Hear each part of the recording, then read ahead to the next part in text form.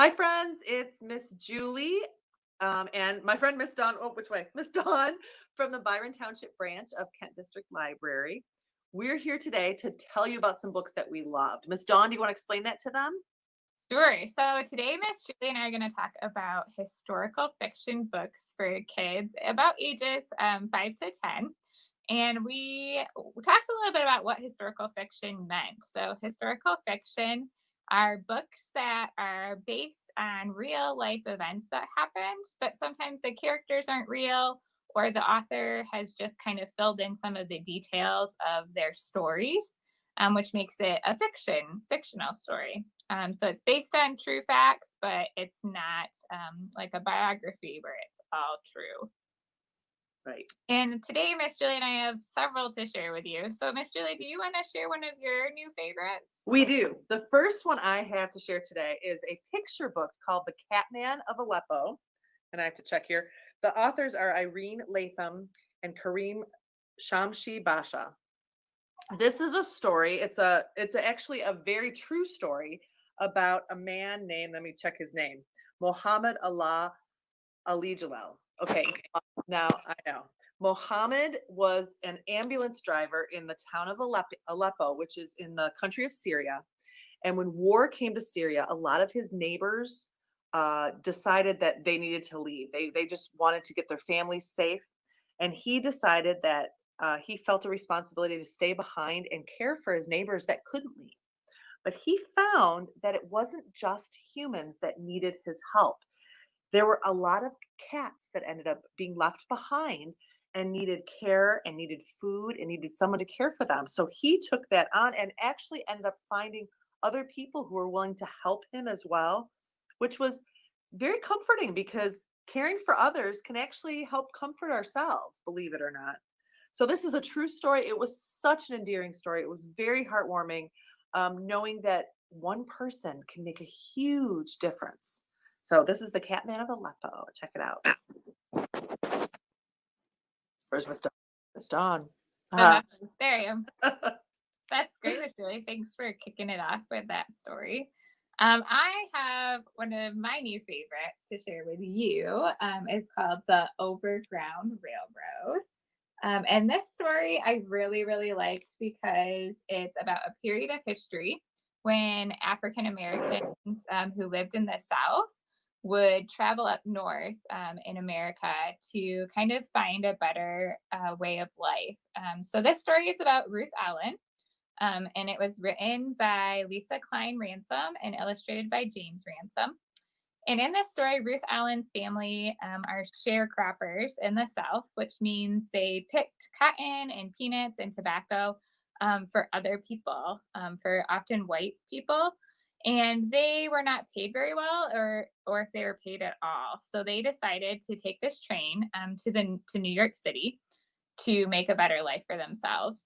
And the best feature of this book, I felt, was that you can follow along with Ruth Allen's journey. So I loved how the author put on the pages Ruth Allen's steps. So if you can see right there, it says the conductor shouts, next stop, Rocky Mount. And I really enjoyed mapping out Ruth Allen's journey. And what's really cool about this book is it's also available as an ebook, so you can check it out that way too. there I am. Hi, Miss Dawn. My next story is called Calpurnia Tate Girl Vet. And it is the edition is called A Squirrely Situation. There's actually a whole series of these books. There was a longer book. These are earlier readers. They're called junior readers. And there's a longer book called The Evolution of Calpurnia Tate, and these are based on that character. Now, it's set in 1901, so more than 100 years ago, excuse me, in Texas. Now, keep in mind, in 1901, in Texas, women and girls were expected to learn to care for the house and learn to care for children. There were a lot of things that they were not expected or even allowed to do. But Calpurnia, instead of caring for the house and for kids, and she was one girl in the family. She had six brothers. Six. Anyway, she preferred the company of her grandfather, who actually taught her a lot about science, about animals, about the world around her. And she loved to learn about animals. So each of these books has an animal theme. And the newest one is called A Squirrely Situation. Now, Calpurnia has a little brother who's a little mischievous, and he loves animals too. And he came home with a baby squirrel. Now, have you ever seen a squirrel in your neighborhood or at the park or maybe on the playground at school? Are squirrels calm and relaxed and, sit on your lap and purr? No, they run around wild and crazy, and that the squirrely situation. This is how the story starts. I love the way she engages you from the beginning. If my little brother Travis hadn't been so crazy about animals, the War of the Squirrels never would have happened. You're probably wondering what on earth I'm talking about. But if you sit down for a minute, I'll tell you everything, even the parts not best not talked about. Yep, I'll tell you the whole stinking underhanded mess. So imagine this. Her little brother brings home a squirrel, a baby squirrel that they decide to raise, and think of what their kitchen looks like after the squirrel gets a hold of it. The squirrel actually, there's other things that happen with the squirrel in the community, and it was a really fun read. Lots of laughter, lots of silliness. And I think if you like animals and silly, you'll like Culpernia Tate. That sounds cool. I'm gonna have to check that one out. So I have the next story that I have for all of you. It's also about some like very strong women characters. So I read this book, Rosie, Stronger Than Steel, which is about the women who made the airplanes and the tractors during World War II, and the women who used the tractors to farm the land in Britain. They were called the British Women's Land Army. And what I loved about this story was just the bold illustrations. So she uses kind of pops of color throughout to kind of show these women and show Rosie. And there is kind of a little secret. If you take off the jacket, you can actually find Rosie's rose. So if you're interested in transportation or you're interested in World War II, this was a highly recommended picture book story about those tractors and those women who helped to win the war for America and Britain. I'll tell you, Miss Dawn showed me that sometimes the cover under the jacket looks completely different. And I love that. It's kind of like an extra special little prize when you check the bottom of the book or check underneath that cover. Mhm. Okay, I have a couple of things to show you here. First of all, if you are an I Survived fan, I want you to notice that there are I Survived graphic novels now. So check these out. This is an actual historical fiction one about the shark attacks of 1916. So check that out. But what I'm really going to tell you about today is a series that kind of goes along with that. It's similar in nature, called the Girls Survive series. And this is another, just like Calpurnia Tate, where there's a series, except this series does not have the same character in every one. Each one is a standalone about an historical event that happened. A recent one is Tara and the Towering Wave, um, which is about a tsunami that happened in the Indian Ocean. There's also Mary and the Trail of Tears here, which is a story about the Cherokee Nation being forced to move across country because the government decided they wanted their land. It's a sad story and one definitely worth checking out. Um, this is one that's really kind of timely. It's Daisy and the Deadly Flu. Now, here's the thing, this is not about 2020. This one is about 1918, 1919. So 100 years ago, when there was another flu that swept the world that got referred to as the Spanish flu. It didn't really start in Spain, didn't really have anything to do with Spanish people, but that's not what it got called. But this one, the one I want to explain to you today, though, is called Leah Braves the Flood. Now, Leah Braves the Flood is by Julie Gilbert. And this story actually took place in January of 1919 during the Spanish flu from 100 years ago. So all that was going on. And this is about a girl named Leah who has to move to Boston to live with her uncle because her parents have both died in the Spanish flu. But the thing about this, Leah braves the flood. It's not a flood of water, it's a great molasses flood survival story. Now, do you know what molasses is? At my house, we do. If you've ever made gingerbread, molasses is this thick, sweet, sugary substance. It's used in gingerbread. I make molasses cookies with it, dipped in white chocolate that my kids love. And but it's really thick. Now, believe it or not, what happened was there was a giant tank because molasses would have been used in baked goods and to sweeten breads and things like that. And this giant vat of it was uh, in Boston, and the vat ruptured and flooded the streets of Boston. And this thick molasses flooded the streets and flowed at 35 miles an hour, believe it or not, trapping and actually hurting some folks. But this is a story about the molasses flooding the streets of Boston. It was a fascinating read. And sometimes hard to believe it was actually based on an historical event, but it really happened. It really happened. So check out Leah Braves the Flood. What do you have next, Miss Dawn? That's awesome. That one sounds exciting. I want to read about molasses. The molasses flood. I mean, really? It sounds awesome. Yeah. Yeah. Cool. The next one I have to share with all of you and with Miss Julie is called The Paper Boat. And this one is by Thao Lamb, and it's a refugee story. So in this story, the boat is kind of a vehicle that helps to give hope and a second chance to Thao Lamb's family. And the story is based on the author's personal experience as her family had to leave Vietnam for Canada in December 1980. And she was only 2 years old at the time. The picture book is really cool because she uses kind of a collage effect to tell her story. So it's a wordless story. And there is an author's note on the back of the book that will help you kind of learn a little bit about her story and help you understand the book better. The first thing we kind of notice when we open the very front of the book is the ants.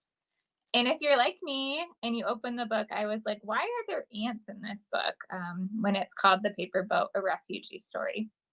Well, Thea Lamb uses ants as a symbol to tell her family's story, as the ants are strong and they're willing to help each other to survive. So as you read the story, you'll notice that eventually it's just the ants in the middle of the book trying to survive the water and the waves in their paper boat.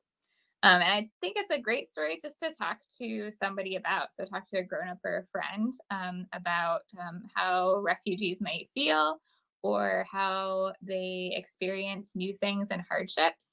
And you can also talk about maybe the ways that your life has been similar or different from refugees like Thea Lamb's family.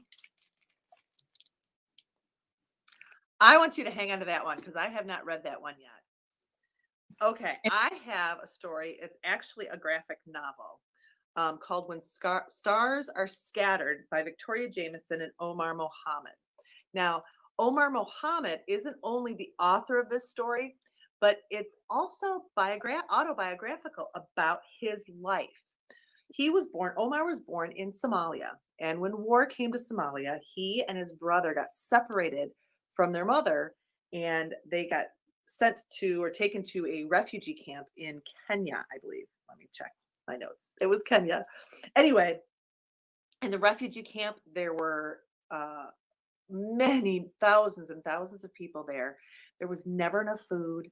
There was never enough water. There was maybe one spigot for many, many, many families to share. No electricity. So life was not easy there. And Omar took responsibility for caring for his little brother Hassan. Well, when he had the opportunity to go to school, he really had a difficult time deciding, is it worth going to school and maybe getting an education that would allow me to maybe someday go to Canada or the United States and have opportunities that I don't have in this refugee camp? Or do I stay behind and care for my brother?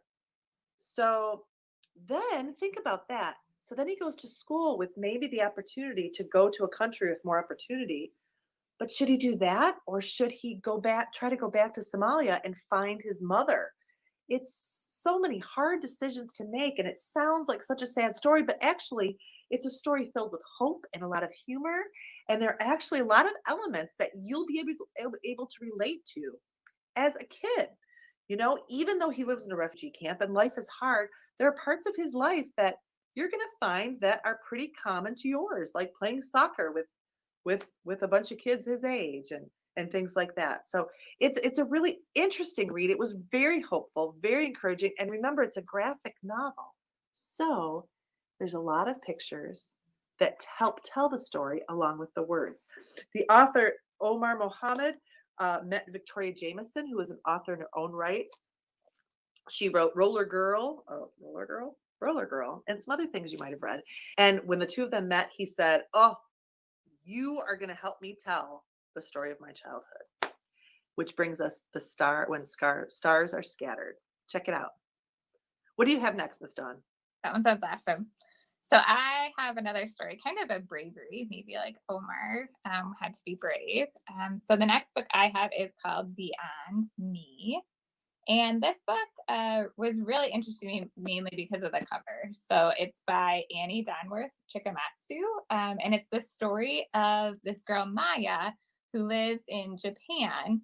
And during that time, when she lived in 2011, Japan experienced an earthquake, a tsunami, which is like giant tidal waves that kind of crashed over buildings and cities, and they had a nuclear power plant explosion all at the same time.